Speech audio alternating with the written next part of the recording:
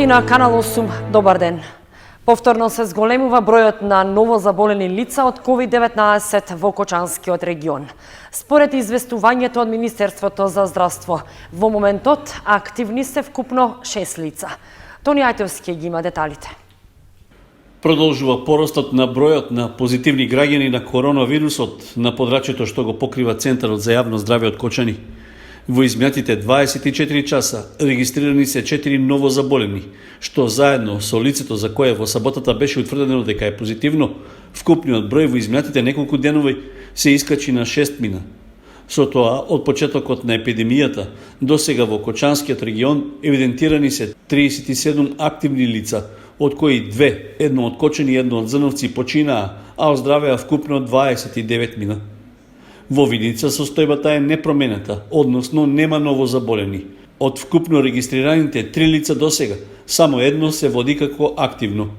Според информацијата од Министерството за здравство, во изминатото деноноќие биле направени вкупно 727 тестирања, при што новозаболени се 89 мина, од кои најмногу 35 се во Скопје, во Штип 27, во Куманово 12, во Тетово 7, четворицата во Кочани и по еден во Струмица, Гостивар, Свети Николе и Прилеп. Рекорден е и бројот на починати вкупно 7 мина како последица од COVID-19. Од нив по двајца се во Скопје, Куманово и Тетово, а еден е од Струга. 8,5 милиони денари за регулација на Градечка река ќе добие општина Виница од Министерството за животна средина. Средствата се одобрени од програмата за управување со води за 2020 година. Со средства од Министерството за животна средина и просторно планирање, општина Виница ќе работи на регулација на коритото на Градечка река. Согласно договорот кој го подпиша градоначалникот Ивица Димитров, општината ќе добие околу 8,5 милиони денари од вкупно предвидените 37 милиони 900 илјади денари од програмата за управување со води за 2020 година. Инаку вкупната вредност на целиот проект за регулација на Градечка река е 9 милиони 900 илјади денари, така што дел од средствата ќе бидат обезбедени и преку општинскиот буџет. Градоначалникот Димитров рече дека е задоволен од сумата која ја одобри Министерството за животна средина и просторно планирање и очекува со овие средства да уредат еден добар дел од коритото на Градечка река, со што овој дел од градот ќе добие нов урбанизиран лик кој сите граѓани одамна го посакуваат, а посебно жителите покрај кејот на реката. Почна уписот на правачињата. Во училиштата во Кочани во учебната 2020-2021 година треба да се запишат вкупно 300 правачиња. На првиот ден од уписите, протоколот за спроведување на уписот донесен од владата во кочанските основни училишта целосно беше запазен. Во основните училишта во земјава од денеска до 30 јуни ќе се запишуваат ученици во прво оделение за учебната 2020-2021 година, откако роковите за упис со уредба на владата беа одложени за 1 месец поради заштита од заразата со COVID-19. Наместо во мај, како што е утврдено во Законот за основно образование, оваа година уписите се во јуни и родителите ќе имаат на располагање 1 месец да ги запишат децата во основните училишта, а тие пак до 15 јули треба да ги објават резултатите. Владата во петокот на седница усвои протокол за спроведување на уписот на правачињата со утврдени мерки за заштита на јавното здравје и спречување да се шири коронавирусот.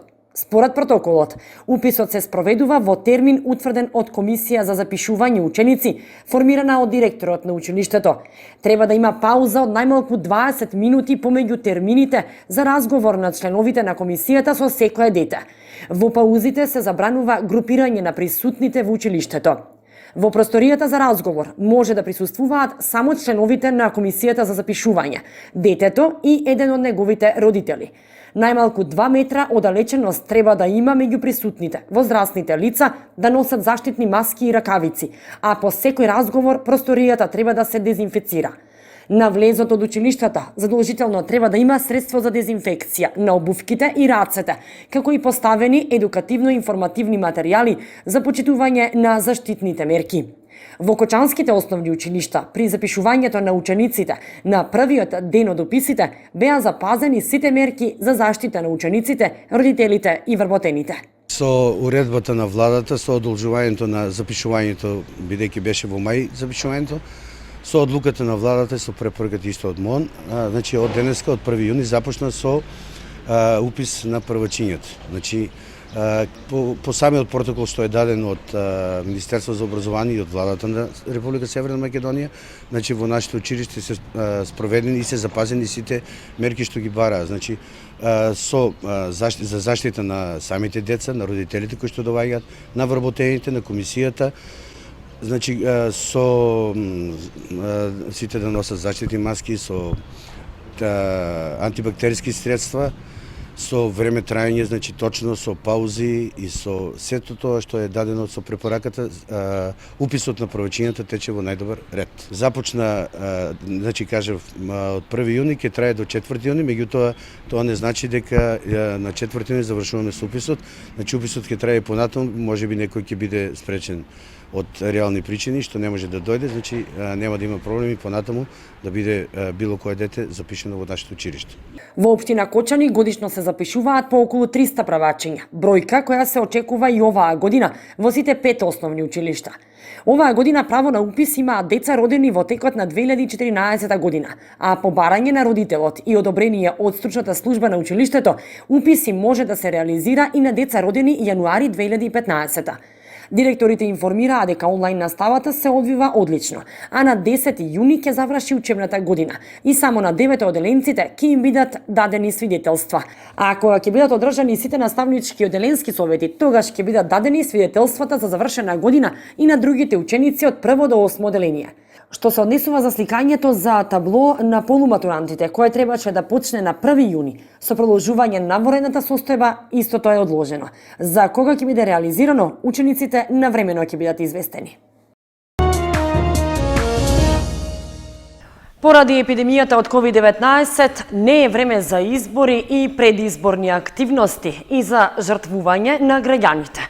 Прес на Општинскиот комитет на ВМРО ДПМН Кочани. Вчера, секретарот на Општинската организација и кандидат за пратеник на социјалдемократите Марија Ангелова излезе со прес во кој што тврдеше дека изборите се решение.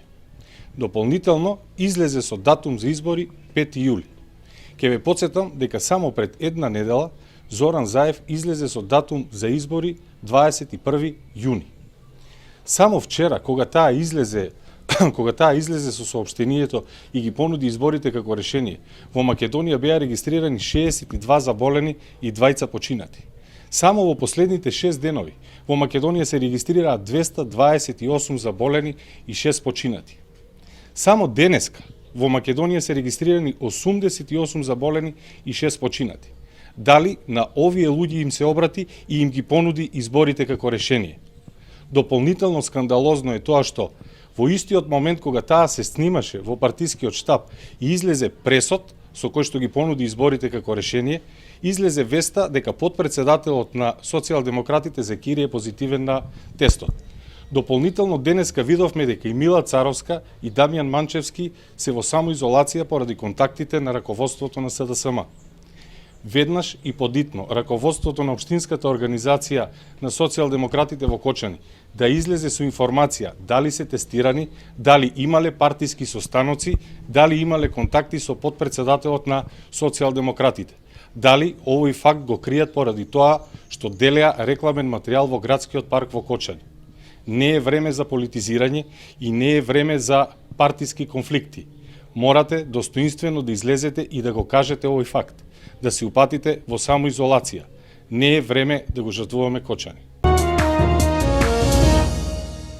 В четврток на 4 јуни, во периодот меѓу 5 и 8 часот наутро, стручни екипи на Друштвото за авиоуслуги Бониер од Куманово ќе спроведат првата фаза од авионското прскање против комарци во Кочанско. Авиотретирањето ќе се врши со еколошко средство за уништување на комарците, широкопојасен инсектицид, одобрен од Бирото за лекови. Локалната самоуправа на Кочани ја продолжува во годишната кампања за уништување на комарците. В четврток на 4 јуни во периодот меѓу 5 и 8 часот наутро Стручни екипи од Друштвото за авиоуслуги Бониер од Куманово ќе ја спроведат првата фаза од авионското прскање против комарци во Кочанскиот регион. Авиотретирањето ќе се изврши со еколошко средство за уништување на комарците широкопојасен инсектицид, што е одобрен од Бирото за лекови. Со авиотретирањето, како и досега, ќе бидат опфатени површини во градското подрачје на Кочани, како и низинските села што припаѓаат на територијата на општината.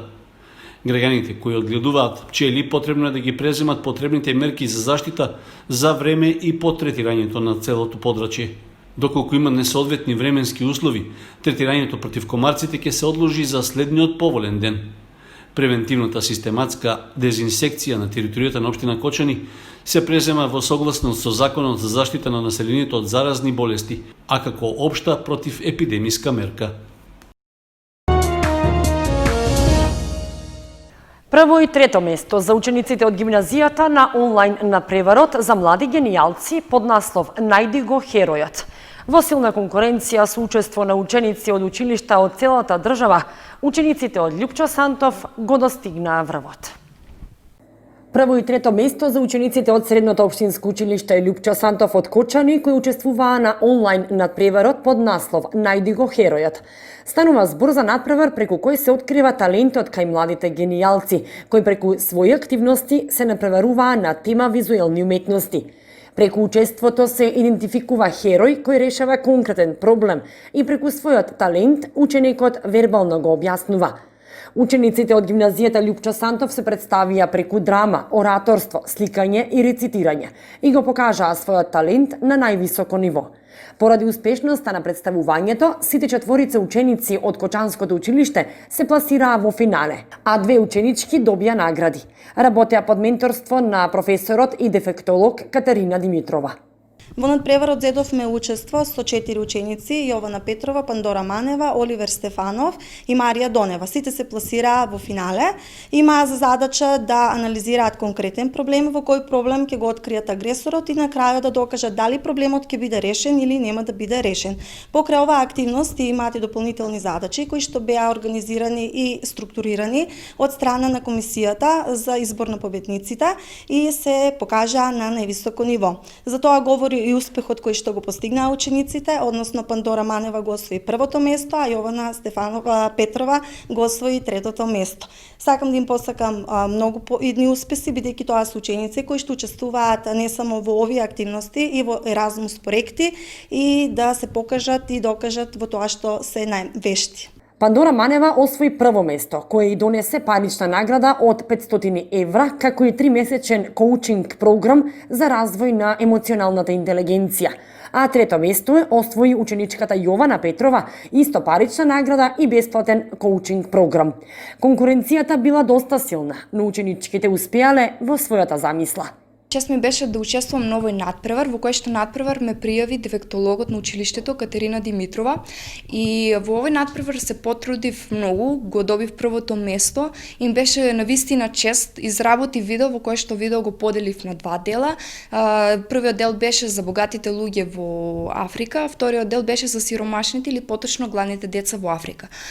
Инаку со дефектологот на училиштето Катерина работиме со многу Еразмус проекти и многу други активности во училиштето. Целта на видеото беше да ја представиме или да ги поттикнеме луѓето да помогаат на оние кои што се загрозени случаи во светот, односно тоа се гладните деца во Африка. Во овој надпревар учествував под менторство на професорката Катерина Димитрова, која што е дефектолог во нашето училиште. Со помош на низината подршка и мојата храброст го поминав овој месец.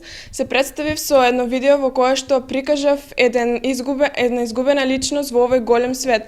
На почетокот личноста е окупирана со лошите работи во светот, меѓутоа на крајот таа повторно станува дете и успева да ги преживее ситуациите во светот и исто така да се пронајде себе си во овој голем свет.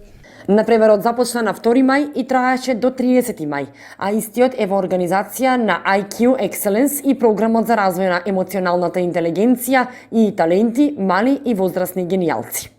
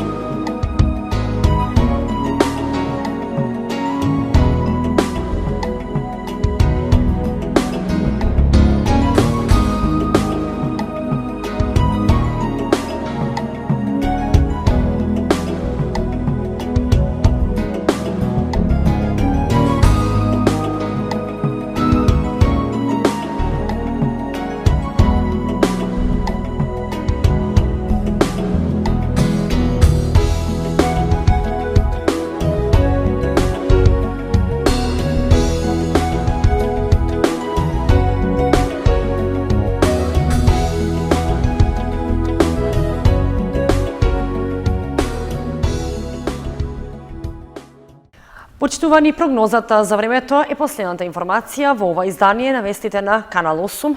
Останете и понатаму со нашата програма. Довидување.